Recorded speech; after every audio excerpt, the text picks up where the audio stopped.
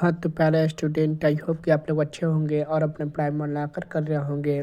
Biology का first number chapter job प्रक्रम का ये तीसरा क्लास है। तो आप लोग 2 क्लास पीछे का नहीं देखे हैं तो उसे देख लीजिएगा।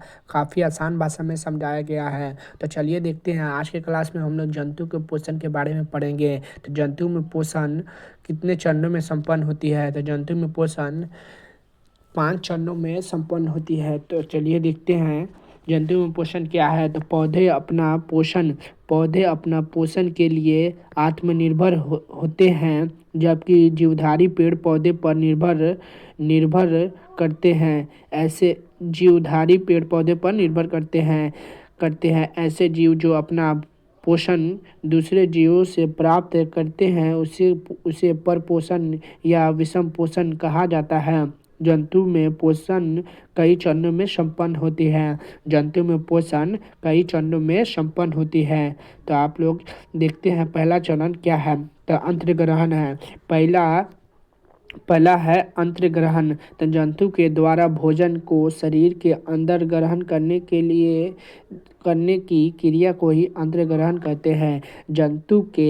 जंतुओं के द्वारा भोजन को शरीर के अंदर ग्रहण करने की क्रिया को ही अंतर्ग्रहण कहते हैं। इसी तरह देखते हैं पाचन। दूसरा है पाचन। तो शरीर के अंदर भोजन का सरल अणुओं से विघटित होना पाचन कहलाता है। शरीर के अंदर भोजन का सरल अणुओं के विघटित होना ही पाचन कहलाता है, यानी 2 भागों में टूटना ही पाचन कहलाता है। इसी तरह तीन नंबर है अवशोषण। अवशोषण क्या है? तो पाचन क्रिया के फलस्वरूप भोजन के सरल अणु अंत की दीवार द्वारा अवशोषित होकर रुधिर में मिलती है, जिसे हम अवशोषित कहते हैं। पाचन क्रिया के फलस्वरूप भोजन के सरल अणु अंत की दीवार द्वारा अवशोषित होकर रुधिर में मिलती है, जिसे हम अणु कहते हैं। अणु अवशोषण हो गया, अवशोषण कहते हैं, जिसे हम अवशोषण कहते हैं। इसी तरह 4 नंबर है समांगीकरण। समांगीकरण है पोषण के जिस चरण में ऊर्जा का उत्पन्न या जीव द्वारा निर्माण होता है, जिसे समांगीकरण कहा जाता है। जिसे हम समांगीकरण कहते हैं कि पोषण के जिस चरण में ऊर्जा का उत्पन्न या जीव द्वारा निर्भय होती है, जिसे हम समांगीकरण कहते हैं। उसके बाद है भविष्यकरण। उसके बाद है भविष्यकरण। भोजन पदार्थ को मल के रूप में शरीर से बाहर करना ही बहिष्करण कहलाता है। तो बहिष्करण हो गया। उसके बाद हम लोग आगे देखते हैं क्या कहता है।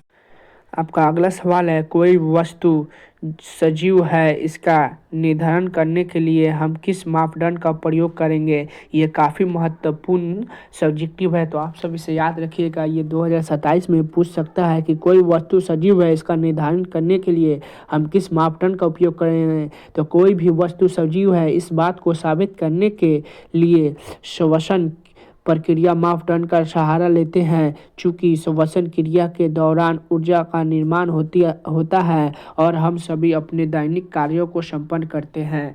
ये काफ़ी महत्वपूर्ण सब्जेक्टिव है, आप लोग इसे याद रखिएगा। ये 2027 में पूछ सकता है। इसे मोस्ट वीवीआई कहते हैं हम लोग, इसका मोस्ट वीवीआई कहते हैं। इसी तरह हम लोग देखते हैं अगला सवाल क्या कहता है। अगला सवाल है, अमीबा में पोषण किस प्रकार से होते हैं? अमीबा में पोषण किस प्रकार से होते हैं? तो अमीबा एक कोशिकीय प्राणी है, जिसका कोई निश्चित आकार नहीं होता है। यह अपना भोजन प्राणिसंपोषी के आधार पर शैवाल, डायमाट, विषाणु, कवक, उत्पाद की सहायता से ग्रहण करता है। अमीबा में पोषण कितने प्रकार के होते हैं? तो यह एक कोशिकीय प्राणी है, जिसका कोई निश्चित आकार नहीं होता है। यह अपना भोजन प्राणिसंपोषी के आधार पर शैवाल, डायटम, जीवाणु, विषाणु, कवक, उत्पाद की सहायता से ग्रहण करता है। ये 2014 में और 22 में पूछा था, तो लगता है यह भी 2027 में पूछ सकता है, तो आप सब इसे याद रखिएगा। उसके बाद हम लोग देखते हैं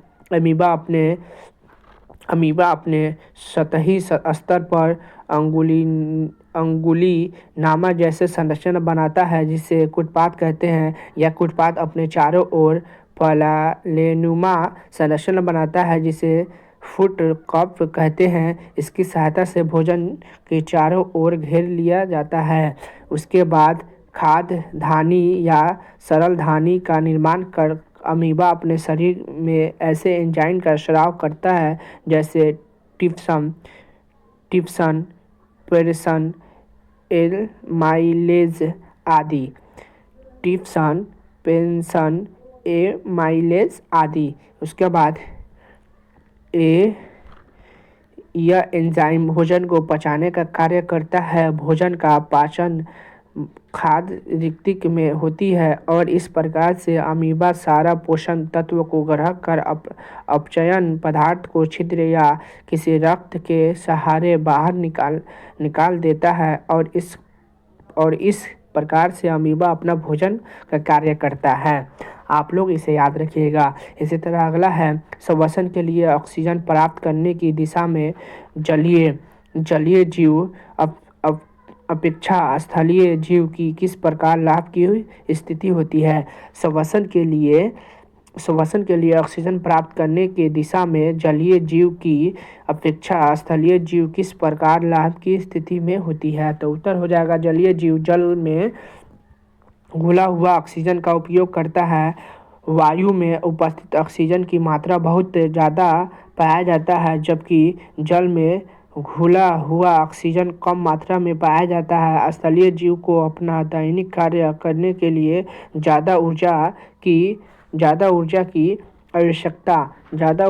आवश्यकता होती है। इसमें श्वसन अंग विशेष रूप से पाए जाते हैं। अतः इस प्रकार से श्वसन क्रिया में स्थलीय जीव अधिक लाभ की स्थिति में होती है। उसके बाद हम लोग अगला देखेंगे। अगला क्लास में हम लोग पढ़ेंगे मानव पाचन तंत्र के बारे में।